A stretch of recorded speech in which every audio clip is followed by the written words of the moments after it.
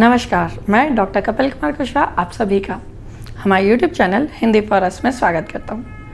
आज हम बात करने वाले हैं drawing a DC load line, यानी एक डीसी लोड लाइन को हम कैसे सिंपलेस्ट वे में ड्रॉ कर सकते हैं। प्रीवियस क्लास में हमने देखा था कि लोड लाइन होता क्या है, क्यू पॉइंट क्या है और डीसी लोड लाइन क्या है और कैसे ड्रॉ करते हैं। ठीक है, तो अगर हमें डीसी लोड लाइन को एक सिंपल वे में ड्रॉ करना हो तो हमें रिक्वायरमेंट होती है दो चीज़ों की। First is VCC and second is load register और we can say that output register, that is RC, यानी कलेक्टर पर जो रजिस्टर लगा हो आरसी। देखिए चले सो इन दोनों की हेल्प से हम इजीली क्या कर सकते हैं, डीसी लोड लाइन को आउटपुट कैरेक्टरिस्टिक पर प्लॉट कर सकते हैं। सो इसके लिए सबसे पहले मान लीजिए हमारे पास एक ट्रांजिस्टर है, ठीक है, जो किसमें है, कॉमन इमीटर कॉन्फ़िगरेशन में कनेक्ट है। ठीक है, ये किस में कनेक्टेड है, it is connected in common emitter configuration. Clear है। इसे हमने क्या किया, एक वेरिएबल बैटरी के थ्रू कनेक्ट कर दिया है। It is a variable battery, ठीक है, VCC। नाउ बेस को हमने एक रजिस्टर RB के थ्रू एक वेरिएबल बैटरी VBB से कनेक्ट कर दिया। क्लियर है, VBB इट इज़ वेरिएबल। सो यहाँ पर ये एरो क्या रिप्रेजेंट कर रहा है, it is variable. It is an NPN transistor, it is RC। यहाँ से फ्लो होने वाला करंट क्या होगा, IC। बेस से फ्लो होने वाला करंट होगा IB और इमीटर से फ्लो होने वाला करंट होगा IE। बेस इमीटर के बीच का जो वोल्टेज ड्रॉप होगा VBE, जबकि कलेक्टर इमीटर के बीच जो वोल्टेज ड्रॉप होगा दैट इज VCE। क्लियर है। अब चूंकि करंट की डायरेक्शन क्या है, अपवर्ड टू डाउनवर्ड है, इसलिए ये क्या होगा, यहाँ पॉजिटिव होगा और ये नेगेटिव होगा। क्लियर है। तो सबसे पहले हम क्या करते हैं, आउटपुट पर KVL अप्लाई करते हैं। तो आउटपुट क्या है, that loop is output loop. इस लूप पर अगर आप KVL अप्लाई करें तो ये लूप जो है यहाँ पर हम क्या कर दें, KVL अप्लाई करते हैं। तो इसके लिए सबसे पहले हम यहाँ से इस पॉइंट पर आए, कोई कंपोनेंट नहीं है। यहाँ से जब हम यहाँ आते हैं तो यहाँ एक रजिस्टर लगा है, तो इस रजिस्टर पर KVL क्या कहता है, इन अ क्लोज लूप, एक बंद परिपथ में जितने भी EMF या वोल्टेज सोर्स हों उन सभी का अलजेब्रिक सम क्या होता है, 0। तो यहाँ पर वोल्टेज सोर्स क्या है, एक EMF, तो IC इंटू RC, तो ये क्या हो जाएगा, IC इंटू RC प्लस, क्योंकि ये प्लस आया साइन, प्लस VCE, इसके क्रॉस वोल्टेज ड्रॉप, तो प्लस VCE। नेक्स्ट यहाँ से हम गए यहाँ पर, यहाँ बैटरी का क्या आ गया, नेगेटिव, ये पॉजिटिव, तो minus VCC is equal to, हमारा लूप क्या हो गया, क्लोज, तो इट्स इक्वल टू 0। इसे हम क्या करें, रीअरेंज किया, तो IC RC is equal to VCC minus VCE। यहाँ से हम IC की वैल्यू फाइंड कर सकते हैं। IC इज इक्वल टू क्या हो जाएगा, IC will be VCC minus VCE upon RC। Clear है। It is equation number 1। ये क्या हो गई हमारी इक्वेशन नंबर 1। नाउ इस इक्वेशन नंबर 1 के अकॉर्डिंग टू दिस, अगर हम माने कि हमारा जो एम्पलीफायर है, यहाँ पर जो करंट है वो कहाँ पर है, हम अभी सैचुरेशन रीजन में। तो सैचुरेशन रीजन में हमें पता है कि सैचुरेशन रीजन में VCE वोल्टेज ड्रॉप क्या होता है, बहुत कम होता है। आप आउटपुट कैरेक्टरिस्टिक देखिए, आउटपुट कैरेक्टरिस्टिक में क्या होगा, आपको याद होगा, आपका वोल्टेज ड्रॉप सडनली मैक्सिमम होने के बाद फिर कांस्टेंट होता था, कुछ इस तरह की थी।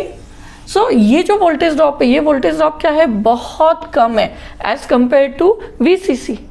इसलिए हम VCE को क्या कर सकते हैं, यहाँ पर निगलेक्ट कर सकते हैं। तो जैसे ही हम VCE को निगलेक्ट करते हैं तो IC क्या हो जाएगा, IC is equal to VCC upon RC। इसका मतलब ये IC कौन सा है, जब सडनली करंट क्या हो गया, मैक्सिमम हो गया। तो इससे जनरली क्या कहा जाता है, IC सेट और IC सैचुरेशन, यानी सैचुरेशन करंट की वैल्यू हम डायरेक्ट कैसे फाइंड कर सकते हैं कि जो भी आपने VCC की वैल्यू रखी है उसे आप कलेक्टर रजिस्टर से डिवाइड कर दो तो आपको IC सैचुरेशन की वैल्यू मिल जाएगी। मतलब कि अगर हम प्लॉटिंग की बात करें, सो आउटपुट कैरेक्टरिस्टिक क्या होगी,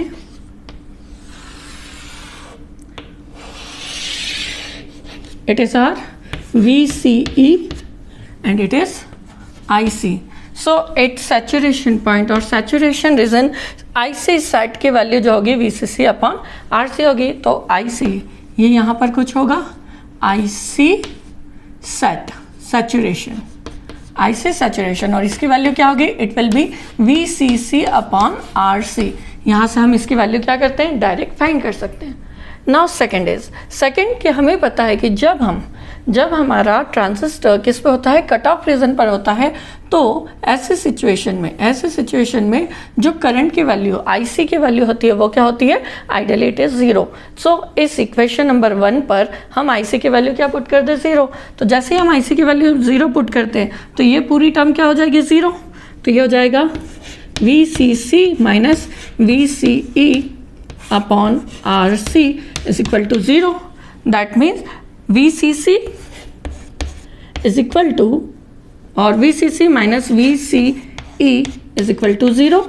तो हम बोल सकते हैं VCC is equal to VCE, VCC is equal to VCE when IC is equal to 0।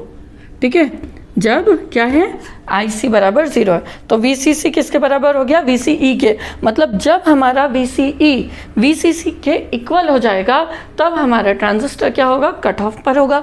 तो यानी जब हमारा पॉइंट, मान लीजिए ये क्या है, हमारा VCC वोल्टेज है, तो इस वोल्टेज पर जब हमारा VCE पहुंच जाएगा तो ऐसे सिचुएशन में हमारा ट्रांजिस्टर किस पे होगा, कट ऑफ पे। और जब हम इन दोनों पॉइंट को क्या कर दें, ज्वाइन कर दें, तो हम एक स्ट्रेट लाइन से इन दोनों पॉइंट को अगर ज्वाइन कर दें तो हमें जो लाइन मिलती है उसी लाइन को कहा जाता है DC लोड लाइन। इसी लाइन को हम क्या कहते हैं, DC लोड लाइन। अब इस DC लोड लाइन पर हम Q पॉइंट की वैल्यू को क्या करते हैं, सेट कर सकते हैं according to our biasing technique. यानी जैसे जैसे हम बाइसिंग वैल्यू बढ़ाएंगे हमारा ग्राफ क्या होगा, यहाँ पर मूव होगा। जैसे जैसे ग्राफ, जैसे जब IB की वैल्यू क्या हो, 0 हो, तब करंट क्या होता है, बहुत कम होता है। सो यहाँ पर हमारा क्या होगा, कट ऑफ रीजन आ गया। ऐसे ही जैसे ही हम ग्राफ इंक्रीज करते हैं हमें कुछ इस तरह का ग्राफ मिलेगा। ये हमारा पॉइंट क्या होगा, यानी Q पॉइंट हमारा एक्टिव रीजन में होगा। सडनली करंट कुछ इस तरह से बढ़कर यूँ हुआ, ये क्या हो गया, हमारा सैचुरेशन रीजन हो गया। सो आई होप आप सभी को कैसे हम आउटपुट कैरेक्टरिस्टिक से सिंपल वे में DC लोड लाइन को प्लॉट कर सकते हैं वो क्लियर होगा, और कैसे हम Q पॉइंट की पोजीशन को आइडेंटिफाई कर सकते हैं कि वो एक्चुअल के लिए किस रीजन में, अगर वो यहाँ अपवर्ड है तो वो किस में होगा, सैचुरेशन रीजन में। अगर वो DC लोड लाइन में डाउनवर्ड या बॉटम पर हो तो वो किस पर होगा, कट ऑफ पर। और अगर Q पॉइंट क्या है, मिड में है, तो वो होगा एक्टिव रीजन में। सो आई होप आप सभी को DC लोड लाइन को कैसे सिंपल वे में प्लॉट करते हैं ये क्लियर होगा। तो आज की क्लास में इतना ही। Thank you.